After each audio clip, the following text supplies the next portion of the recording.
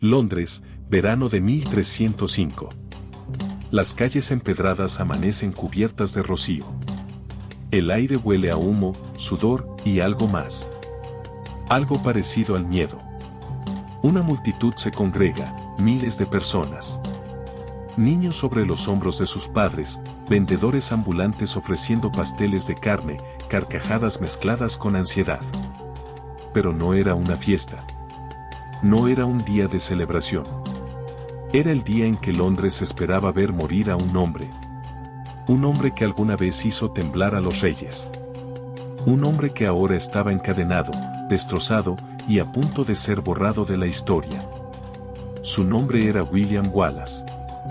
Para Inglaterra, era un salvaje. Un traidor. Para Escocia, era un guerrero, el símbolo vivo de la libertad. Pero lo que ocurrió aquel día de agosto no fue justicia.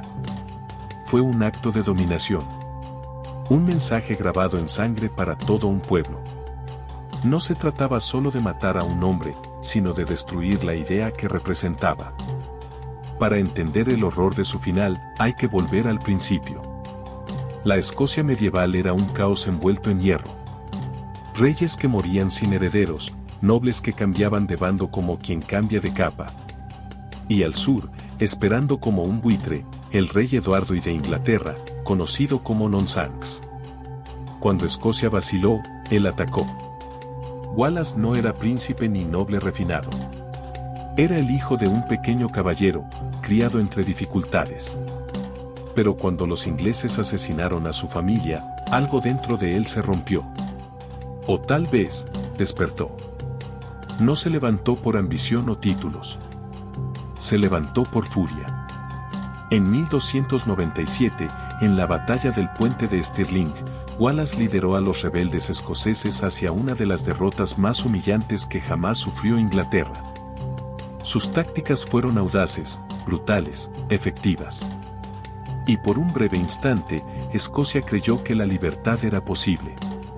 Pero la libertad siempre tiene un precio. Y los ingleses jamás olvidaron el nombre de Wallace. Durante años luchó contra ejércitos, traiciones y silencios. Mientras los nobles escoceses se arrodillaban ante Eduardo, él se convirtió en un fantasma.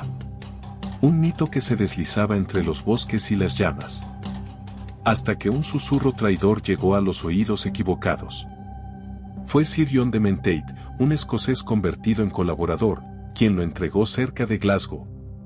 No hubo batalla. No hubo última resistencia heroica. Solo sogas, cadenas y silencio. Eduardo tenía su trofeo. Pero no le bastaba capturarlo, quería hacerlo sufrir. El viaje de Wallace a Londres no fue un traslado. Fue una humillación pública. Lo arrastraron durante semanas por los pueblos ingleses, cubierto de mugre, escupido, insultado, exhibido como un animal. Pero nunca suplicó. Nunca lloró. Dicen que miraba a cada rostro que lo insultaba. Como si quisiera memorizar cada alma que celebraba su caída. Y así, el monstruo que Inglaterra temía reveló quiénes eran los verdaderos monstruos. 23 de agosto de 1305. En el Salón de Westminster, Wallace se enfrenta a jueces que ya habían dictado su destino. Lo acusan de traición, sacrilegio y asesinato. Pero la ironía era cruel. Wallace jamás había jurado lealtad al rey Eduardo. Sus últimas palabras resonaron como un trueno. No puedo ser traidor a un rey que nunca reconocí. La sala rugió, no de compasión, sino de condena. La sentencia fue escalofriante. Sería ahorcado, pero no hasta morir, destripado vivo, quemado ante sus propios ojos, decapitado, y su cuerpo cortado en 4 partes. Su cabeza, untada en alquitrán, coronaría el puente de Londres como advertencia eterna. No era justicia. Era teatro de crueldad. El amanecer de Londres se tiñó de un silencio denso. No era niebla, era miedo. La ciudad entera se preparó para el espectáculo. Andamios de madera, vendedores de cerveza, niños curiosos, ancianos apoyados en bastones. No esperaban justicia, esperaban entretenimiento. Porque lo que estaban a punto de presenciar no era una ejecución. Era una función macabra. Wallace fue amarrado a una estructura de madera y arrastrado por las calles. Cada piedra del camino desgarraba su piel. El pueblo gritaba, reía, otros simplemente observaban en silencio como un héroe era llevado al matadero. Sin espada. Sin armadura. Solo los ojos de un hombre que se negaba a quebrarse. En Smithfield, lo colgaron del cuello, pero no para matarlo. Solo para que agonizara. Cuando su cuerpo empezó a convulsionar, lo bajaron, aún vivo. Y entonces, el verdugo tomó su cuchillo. Con una lentitud escalofriante, le abrió el abdomen. Sacó sus entrañas, una por una, y las arrojó al fuego frente a él. Wallace seguía consciente.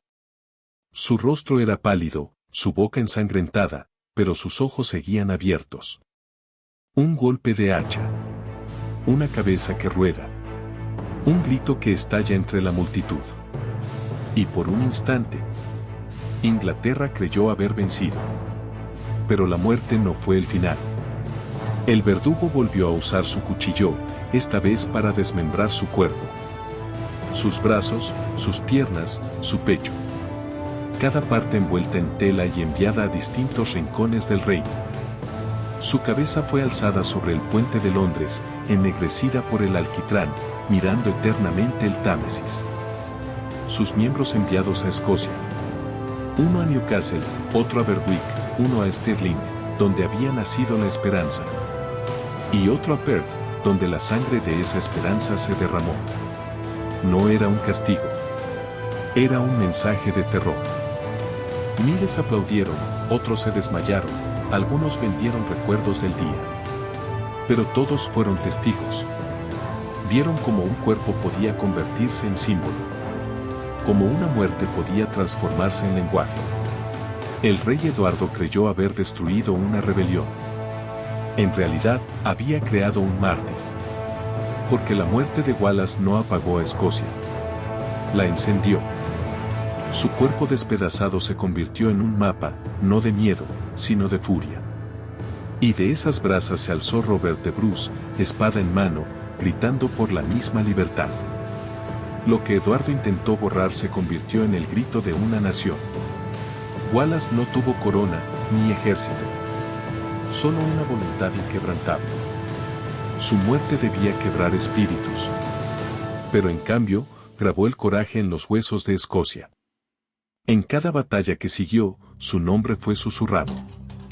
En cada taberna, las madres contaron a sus hijos la historia del hombre que murió hecho pedazos. Pero jamás se rindió. Le quitaron la vida. Pero no su causa. Y siglos después, su nombre sigue vivo. En estatuas, ruinas, canciones y corazones. William Wallace no vivió para ver a Escocia libre. Pero sin su caída, jamás se habría levantado. Su cabeza, colgada en el puente de Londres, debía servir como advertencia. Pero se convirtió en algo más grande. Un símbolo de desafío. Un fantasma que se niega a desaparecer. William Wallace no murió. Renació en cada generación que elige resistir antes que someterse. Y por eso, su ejecución fue mucho más que una muerte. Fue el nacimiento de una leyenda inmortal.